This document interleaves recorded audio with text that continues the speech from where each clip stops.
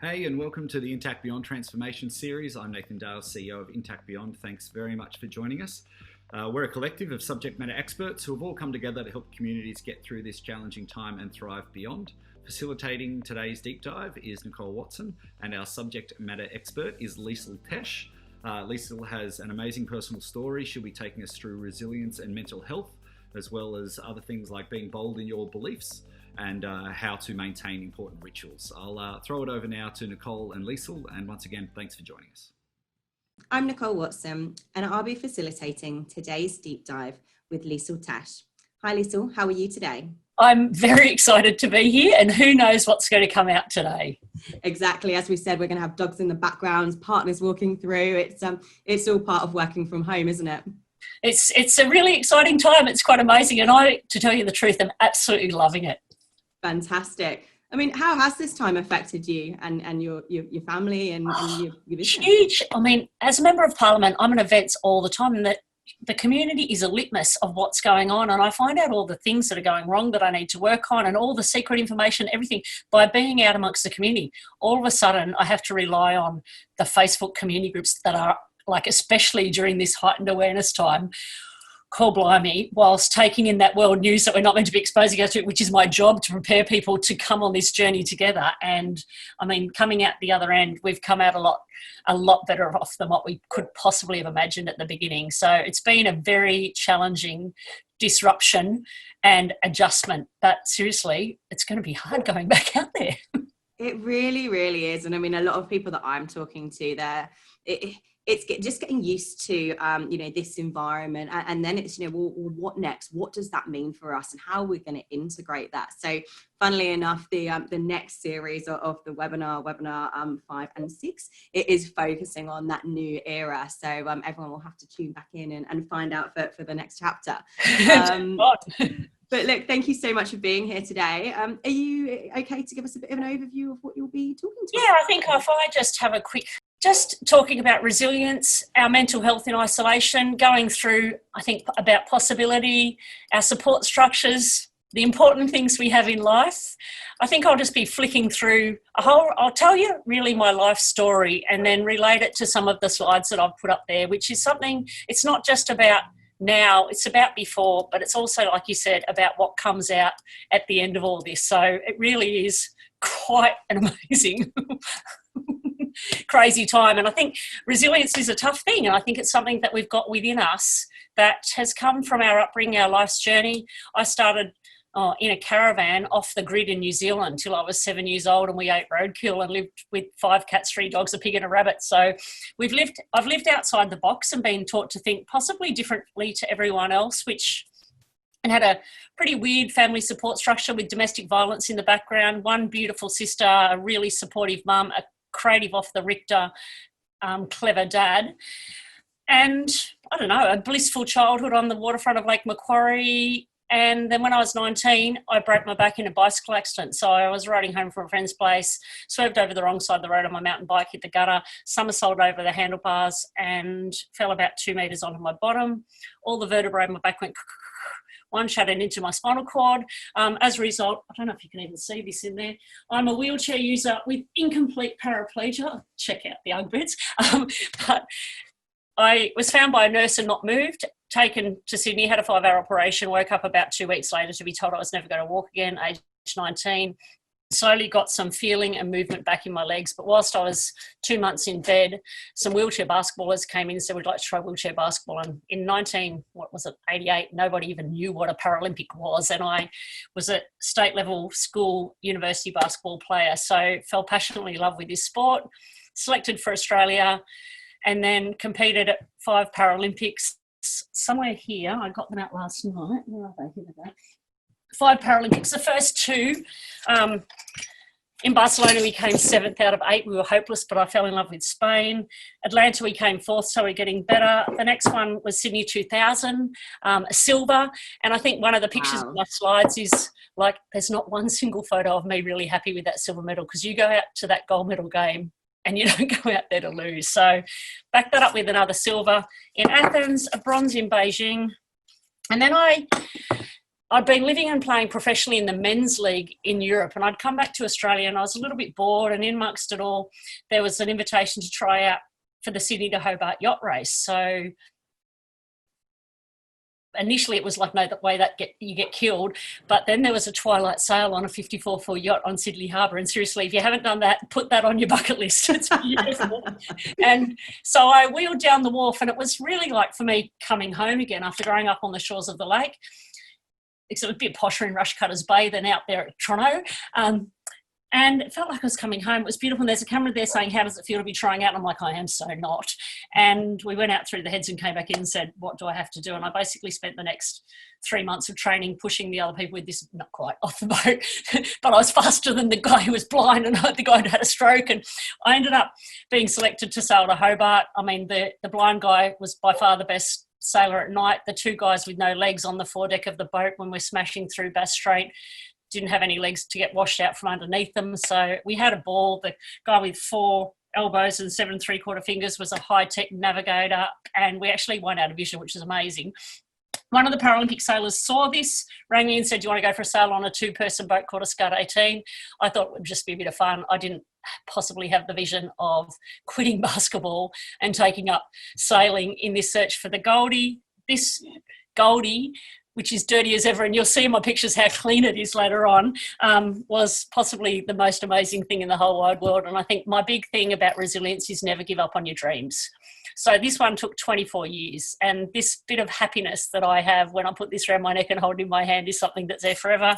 And what the hell, we backed it up with one in Rio, and I don't know if you can hear this, but if you shut your eyes, this is for people who are vision impaired, and the Goldie has got 24 little ball bearings. The other ones have got less and sound different. So I retired from that after, I didn't really, like, sailing's not in 2020, not that it's even 2020, it's 2021. So I really was at a loose space in my life, having been a full-time teacher and a full-time athlete for 8 odd years.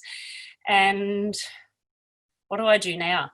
And when I changed from basketball to sailing, I joined the Labor Party because as an athlete, you are the most selfish person in the whole wide world. I've been juggling 2 careers, and I wanted to give back to my community. And I was no longer driving to Sydney 3 nights a week and flying all over Australia on the weekend.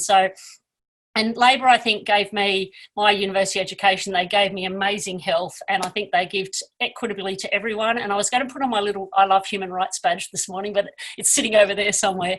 I think it's about my value system and being true to my values. And then when the local member of parliament letter came in the mail, and I think that's something else that's in us, is our intuition. Kathy's letter came in the mail saying she was resigning due to ill health, and I didn't put that in the recycling like I normally do. I put it on the shelf. And so when it was time to choose a candidate to run for Parliament, New South Wales Parliament, I put my hand up, and I didn't really visualise this was going to be. But I think my other thing about advice to people out there is to take the opportunities that are available to you. No matter how big they are, set those big goals and listen to the universe and take the opportunities that are available to you. So now I'm an MP. I was up till midnight last night watching the government slide through some terrible legislation that really doesn't support the vulnerable people and all the people of New South Wales. It really is designed for the wealthy people. Makes me cross, but I've got 2.5 more years in opposition, and who knows what could happen.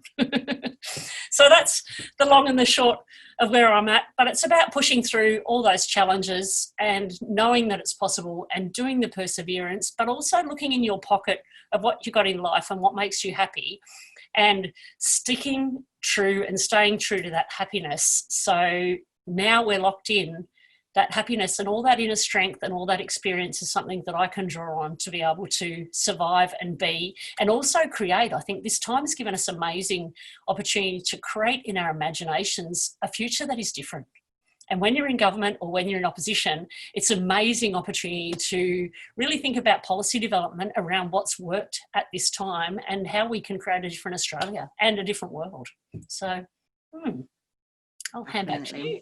What a fantastic story. I mean, I think change is one of those things as well. It either it puts a catalyst, in most people, and it usually makes people either change for the better, or for the worse. But, you know, as humans, we are very adverse to change anyway. I mean, I'm a Taurus, so I'm even more averse to change than anything. Me too. It teaches you strength. It teaches you resilience. And I think one of the things that I picked up from what you just said as well is also that the gratitude as well. It's being thankful for what we do have and seeing the best in what we have and not taking things for granted. And, you know, particularly in times like this, it's a great opportunity to reflect, you know, on what we're doing well, where we want to be, what our goals are, how we're contributing to society, you know, what part we play. Are we paying it forward? And, you know, particularly a lot of individuals that I've had conversations with, there's been a lot of goals that have been set. You know, there's been a lot of exploring of who they really are, because how often do we actually have the time to stop and think and reset? And yes, it's been forced, you know, and that is out of our control, but we really do have to make the most of it and work out, you know, how can we learn from this situation and where do we go from here, because nobody has the answers. Absolutely it is. It's an amazing time, and if I can just talk through my little visions that I've got to complement that, is that okay? Fantastic, please go ahead. Having it's just in our imaginations what is important to us. And it's interesting that I walk the dog every morning and every night on the Woy Woy bike path, and I ran into randomly a team from Intact Beyond, the team that I've been communicating with to be here, and one of their besties lives in exactly the same house that I used to live in. It's been redeveloped. Mine was a ramshackle hut before it became redeveloped, but this was what grew in the garden, and the lady who's living there now is going to be growing sunflowers in the thing that they were building in their front garden right now. So I thought it's quite appropriate to look at the joys, but I think also about this is looking at possibility, and human possibility is, I mean, basketball and travelling around the world with 12 women with wheelchairs was pretty challenging. But this is Dan Fitzgibbon, who's my sailing partner. Dan was on an adventure to possibly an Olympic sailing career, and they had this thing where they chuck each other off a wharf into the tide had gone out, and Dan remembers lying there in shallow water as the tide came up around his face, knowing that his life was never going to be the same. He's a quad. We lift him into the boat. He steers with two hands connected to two carbon fibre steering rods connected to rudders. He's in a racing car seat with a tube connected to a battery that he sucks and blows on to tilt his seat as the boat moves through the tack. He was my sailing partner. Lindsay's vision impaired. He was our training partner. And Amy was born with no arms, one leg and three toes, and steers a boat with her toes with a joystick. So to me, it's about making the most of life. And then having worked in developing countries with people with disabilities, mate, just get on with it. Like, don't complain to me. And sometimes the community complains to me. It's like, no. I think also in this time, we're missing all these people. We're missing our family, we're missing our friends, but just knowing that they are there before. And I think also it's interesting, the shape of what our families and friends, I mean, our families stay there, but our values and our relationships with our friends, I think, have also been challenged over these times. So drawing on our inner strength on where we go with that in the future. And I know Friday afternoon, I've got a cup of teas with the teachers planned here, and then I've got my birthday on Sunday. It's perfect timing to pop out. Even though we've been through challenging times, it's about making the most of opportunities. And I know, Nicole, that having fun is secretly important. This is a girlfriend and I in New York City. So just hang on to having fun, making the most of life, and don't be scared to be who you are. And I remember when I got my eyebrow pierced, they said, Liesl, how can you be a teacher with a pierced eyebrow? It's like, I've had green hair for 5 years, like, hello. So, and every now and then in Parliament, I think, maybe what colour hair should I have? I think also being proud of who you are and what you stand for. And hopefully some of you have got some of these things around you on your desk at home, those special moments in your life. I mean, having to ask to put your things up when you were 20. And I think I've been passionate about politics and about justice and about the environment for my life. So taking your life on a journey that sits true to your values is really important. And I think that's what you just referred to, Nicole, is we are now reviewing our deep values.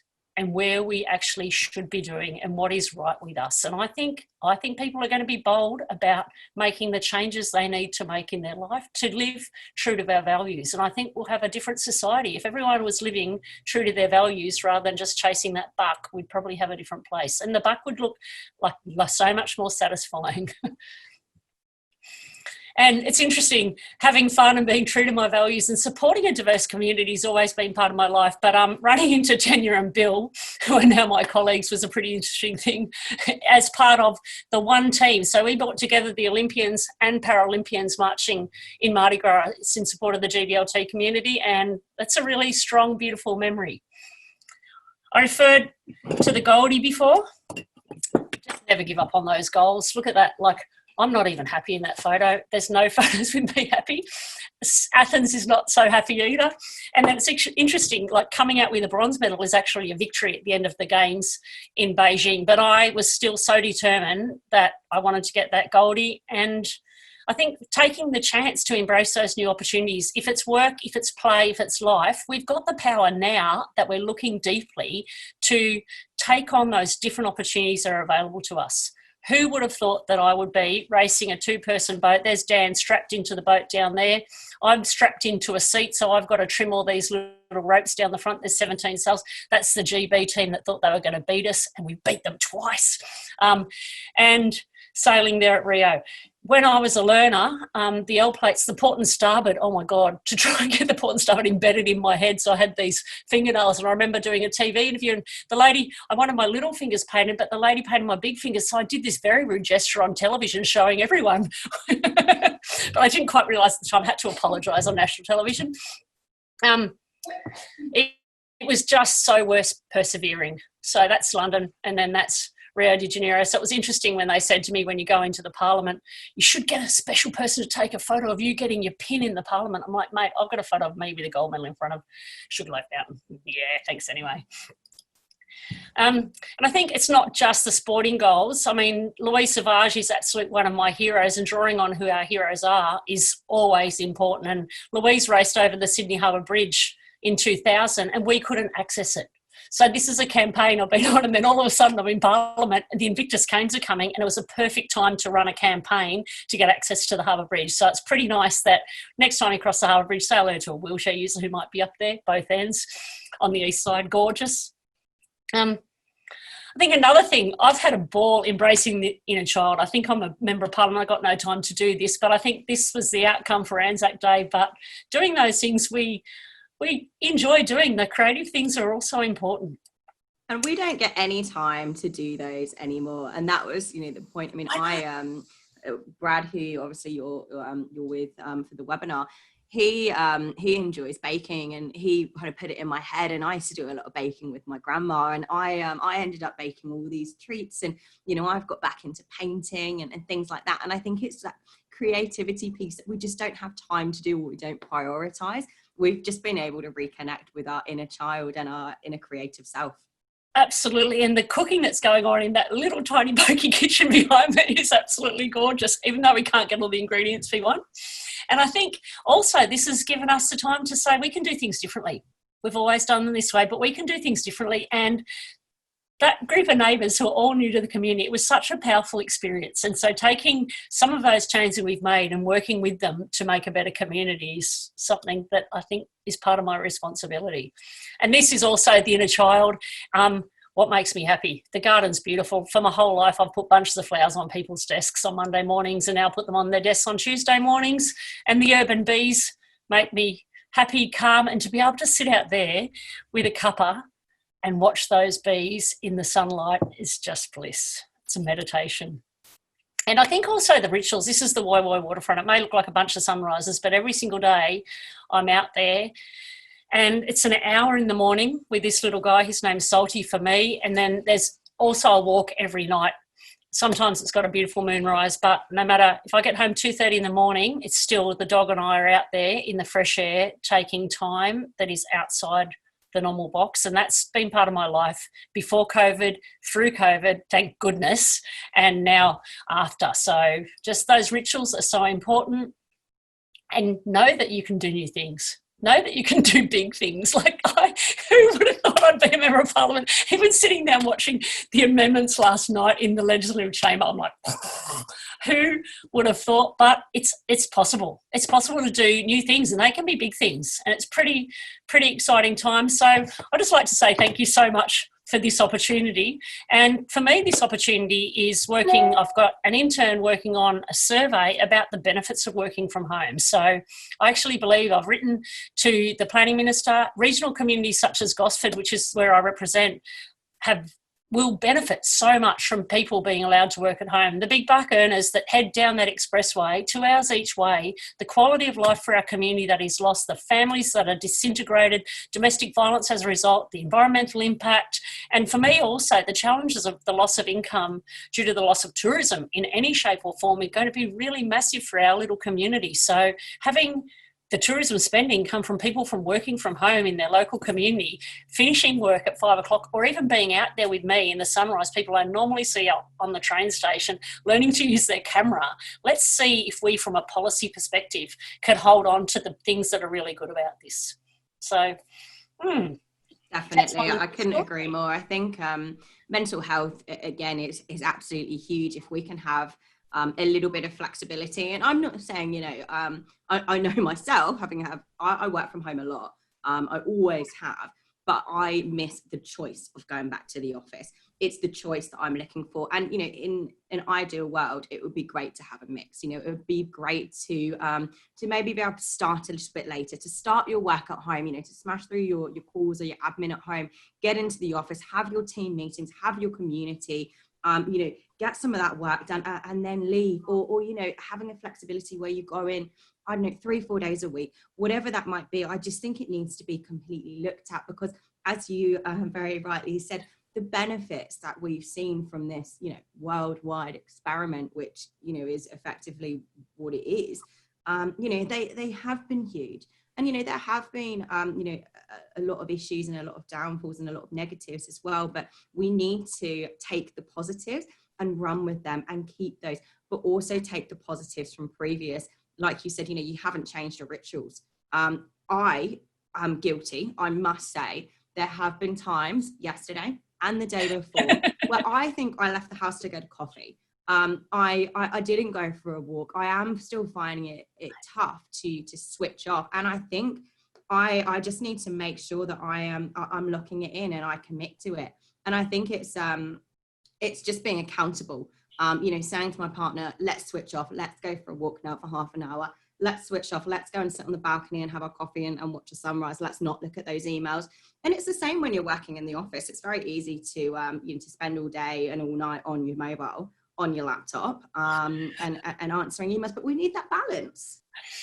Absolutely, I know. And even like 4:30 in the afternoon yesterday, Parliament was on one ear, but also my TheraBand workout with my Sydney University Flames wheelchair basketball team was in front of me, and I was participating in it. So just holding on to those things that are important. I mean, that would be training, it'd be weekends away with the girls, but it's reduced to a 30-minute time slot once a week, and sometimes I can and sometimes I can't. But those rituals that are for our inner well-being are oh so important. Yeah, for sure. Do you feel that you've remained fairly connected with the community and your friends and family throughout this time through Zoom and things like that? It's been really, at the beginning, the Facebook Live people, that was my community, and I had to really shake up that adjustment. And now it's like, no, one of my team can do the deep diving in there. But also holding on to, we've got these gliders. So the women's wheelchair basketball team are called the Gliders. And we get together once a year for a Christmas party. We fly into a different city. We have wine. We fly home that night. It's lovely. Wait, it's taken us 25 years. We can have wine and be together any night of the week on a Zoom. So that's been lovely. My girlfriends from Toronto High we have intellectual catch-ups in the city over dinner. So we've reshaped that into texts. And we had a Zoom last night. And my friend who's a professor had the AbFab champagne bar as his backstory. So it's I just think, we're learning to think and be in a different way. And I think also that thinking and being in a different way, imagine if you've got family in Broken Hill and you can hold down a full-time job in the public sector from Broken Hill. And so for regional, more remote communities and rural communities where people have to move away to have those jobs, I think we have so much potential to do things differently based on this hiccup that we've had at the moment. Completely. It'll be reconnecting with those people who we would have, put obstacles in the way before. Oh, it's too far, it's too hard. And being from the UK, it's hard for me. I think I've connected more with my friends and my family in the last 6 weeks than I have, probably over the last year, because it's now the norm. It's the norm to pick up Zoom. It's the norm to FaceTime. It's the norm to text. It's the norm to call. And it's having those regular check-ins and making sure that I do that. I mean, I was great with my mum, but my friends, hands out, I probably wasn't as good as what I could be. But now that connectivity and that sense of community is coming back around, and it's just different. It's not a community necessarily through work or through the people that you live close to. It's actually reconnecting with, those relationships that you've had for years that you maybe haven't had time to nurture, and reinvigorating and reconnecting with those people. And I myself, I'm really loving that part. It's been great to reconnect with people and relive old memories and learn new things about everybody. But yeah, I definitely miss that face-to-face contact, and I cannot wait till I can have a glass of wine and and actually sit down and have breakfast with somebody. It's going to be fantastic. Can you imagine? All the restaurants are going to be completely full for the next year. Absolutely. And it's interesting what we've done to accommodate. My sister and her hubby are great foodies, but they've actually bought a beautiful Smeg oven. So bring on this lunchtime dinner. But also a massive thank you to those of you out there who have connected with the oldies. I've got 11,500 people over 65 in my electorate, and the reaching out and the phone calls to those people who aren't connected like we are has also been very important. I also think the neighbourly human interactions with those people actually live next door, and building on some of those is something that those basic human values of being nice to your neighbour, being kind to those people who you see every day, they're our human contact now. And let's continue to celebrate those people who are physically also part of our lives. I couldn't agree more. And I actually feel that there is that is a better sense of community at the moment. I mean, I went for a walk the other day, and I mean, you walk past a takeaway shop, and people will kind of come out and they smile, and I don't think I had that before. Usually I'd walk down the street and everyone would be, kind of screw face or head down, all in their own world. Whereas now people are actively looking to connect with you, and whether or not that's eye contact, whether or not that's are you okay, or a smile, it's just so nice. Yeah, absolutely. And I think the Central Coast, we're all pretty friendly up here, but I think, like you said, it's been magnified all over the world. And it's so beautiful just to make contact and have those little interactions. And it's interesting, like I've had meetings with people who from my community have got an issue, they come and we stand over the fence and have a chat, but it's stuff that then I can take into Parliament. So it's shape-shifting possibility and embracing what we can, and also working through the challenges to get to that other side, and letting that other side be something bigger and better than what we've come from. Definitely. And look, that leads me really nicely onto my final question. How do you see the community and the working community transforming beyond this experience and beyond this time?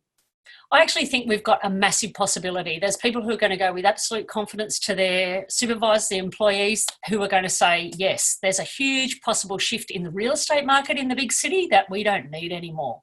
The environmental impact of not having to do that, the mental health well-being and the family benefits of not having to do that shifting commute thing. We have so much potential for me in this role to change the shape of the workplace, whether the government embraces that immediately or whether it's something we develop, and that's definitely something we look for in policy development to be able to support the public sector but also the private sector.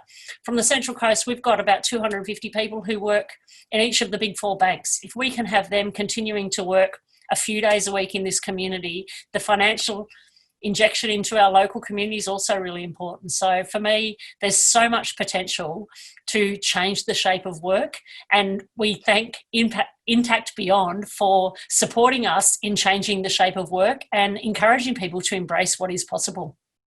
Fantastic. Thank you so much. I mean, I for one can't wait to reconnect with everyone over, the next year and kind of look back and say, wow, let's look at the last 12 months and actually, review what's happened, because, nobody knows what the future holds. And I keep asking everyone, how do you see the future? What do you think is going to happen? And I've had so many different answers, and I think it would just be great to all get together in a year, sit down over some wine, talk about what's happened, see what we predicted, see what we didn't predict, and just have a great old yarn about it. I think it would be great.